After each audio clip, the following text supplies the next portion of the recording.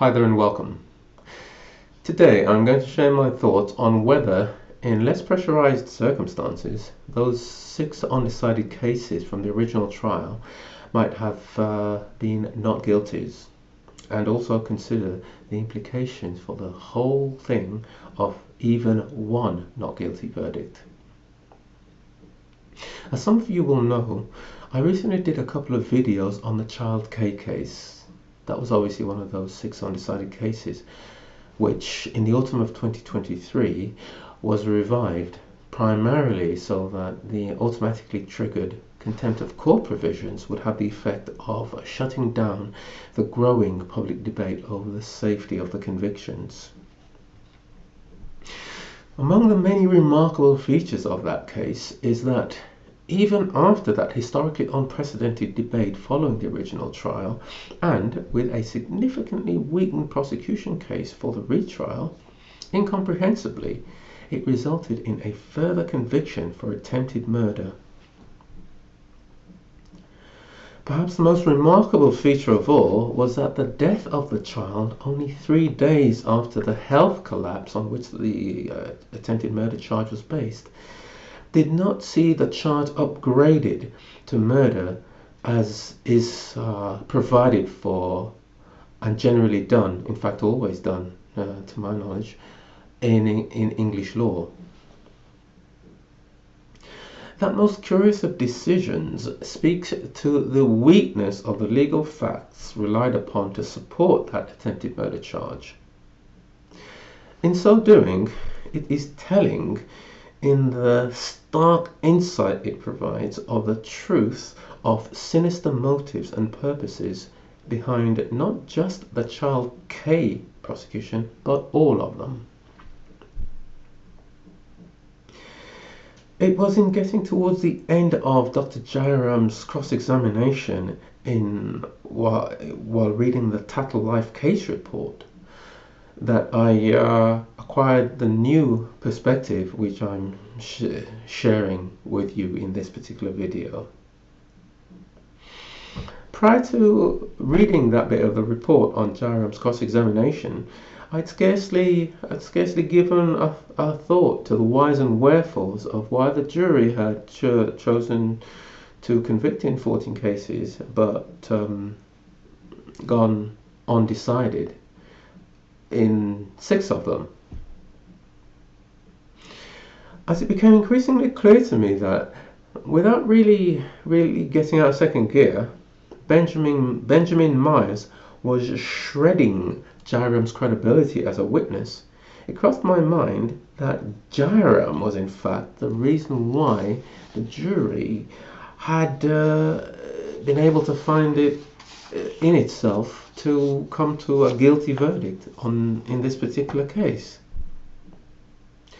To the extent that I previously reflected on the overall question of all 6 undecided cases, I'd assumed that the jury had simply had misgivings about maybe some aspect of the science, or perhaps about some aspect of the claimed movements of Miss Letby herself within the relevant harm event on which the charge was based. Anyway, reflecting further on how Jayaram's own testimony about his own actions actually undermined the image that he and the prosecuting barrister had so artfully constructed for the court, that image being of him entering the room to find Miss Letby standing over the baby with the breathing tube dislodged, misleadingly insinuated to be lying discarded by the side of the child, whereas the reality is that outwardly it looked perfectly fine. The thought occurred to me, why didn't they just find her not guilty? It was more of a passing throwaway observation than a thought as such, but it naturally triggered the recollection that there had not actually been even a single not guilty verdict.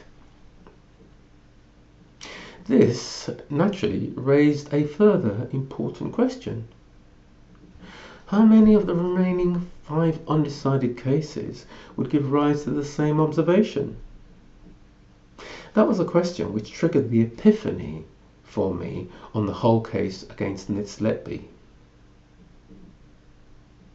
It hit me that the quirks of a human psyche and the wrinkles in the landscape which is human rationality had made a mixed verdict, a combination of some guilty verdicts and some not guilty ones, while theoretically possible, in practice impossible.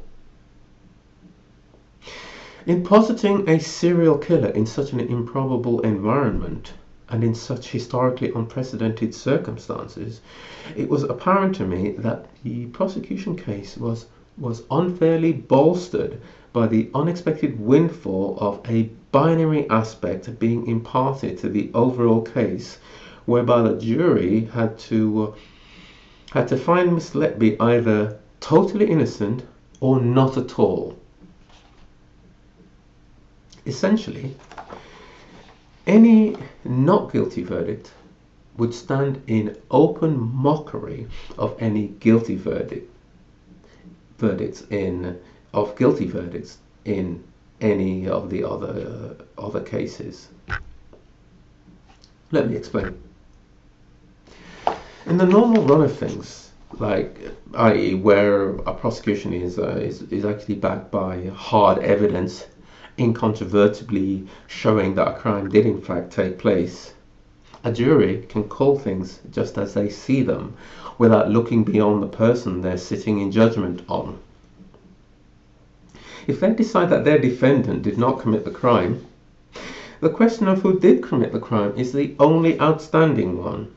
It's the only outstanding matter, and it is someone else's problem, not theirs. With this weak, contrived prosecution in an environment of medical professionals, however, a not guilty finding would raise not just the natural question of who did it then, but the existentially threatening second question: was there a crime at all? Even in circumstances which admit that second question, that existential one, this need not be a fatal problem if the environment is one where such crimes are to be expected.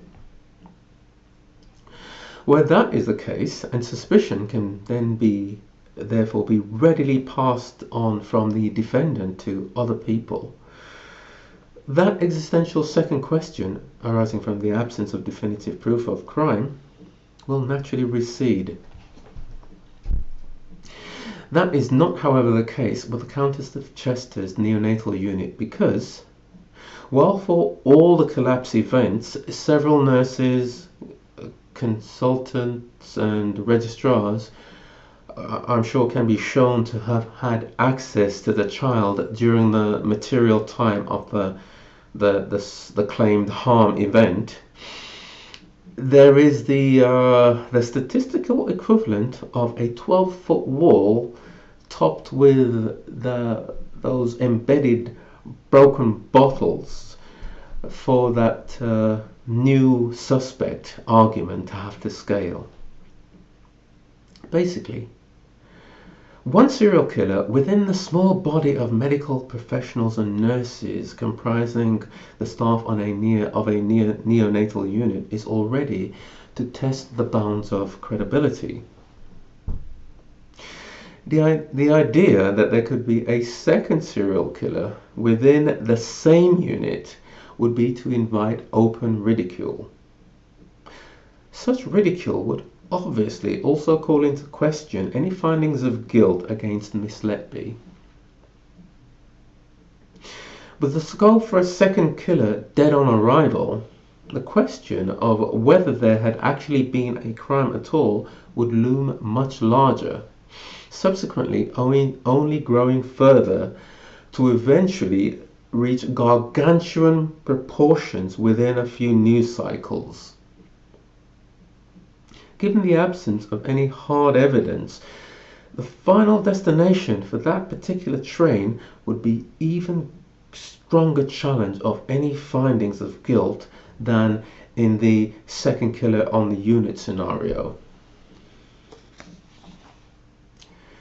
As the nature and poor quality of evidence is the same for all 21 cases, such a finding would open the door to what would amount to be a hurricane wind challenging any guilty verdict.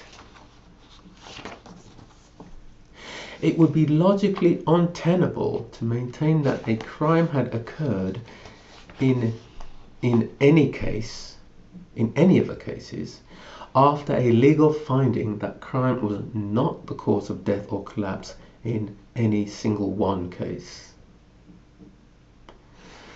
The child K case was, on the legal facts established in court, a banker for a not guilty verdict. It is clear to me that the reason the jury did not follow through to that not guilty verdict is because to do so would have exposed their guilty verdicts to open challenge, if not open ridicule. It is my strong suspicion that the other 5 undecided cases fall into exactly the same category. Cases which, on the facts, supported a not guilty, but where the jury stopped short of that decision for the same reason as in the child K case.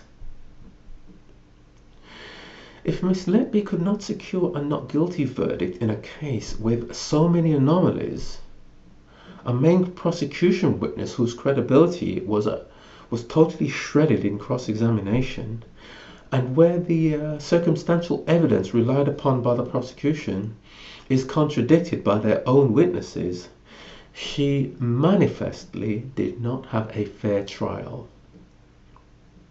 Further, the implications of a mixed verdict for the credibility of the jury, which I have identified, means that it was already baked into proceedings that she could never have had a fair trial.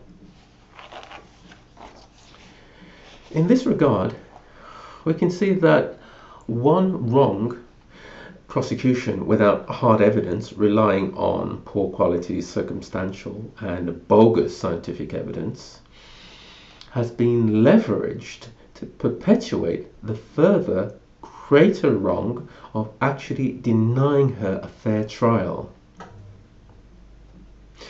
On top of all that, at a more existential level, there is also another dynamic which, in practice, meant Miss Letby never had a chance of a fair trial. With the charging of Miss Letby in autumn 2020, an unpalatable truth became the elephant in every room the case was subsequently to be discussed in. That unpalatable truth is this: the limitations of human psychology are such that once we open certain doors, like the possibility that babies believed to have died of natural causes were actually murdered by one of their carers, we have to walk through that door, as the alternative is too unthinkable. In Miss Letby's prosecution, having ripped open the trauma scars of each family by informing them that it is now believed that their child was murdered, the idea of not then giving them the solace of a conviction is just too unthinkable. Additionally, society at large would have been left with the sense of dissatisfaction and dislocation of, if not her, then who, stroke what? There is no already off-the-peg narrative for that scenario, so the safest outcome for the greater good was to sacrifice one poor unfortunate individual, a person whose only crime was wanting to help babies in the life-threatening condition she herself had been in, and being so ordinary and nice as to support malevolent insinuation of the suspicion that it was only a sinister mask. Okay, so that's what I had to say to you. Please feel free to share your own thoughts and any information you think might be of interest to me or anyone else viewing in the comment section below. As usual, thank you for your time. Hope it's been interesting. Thank you for watching and all the best.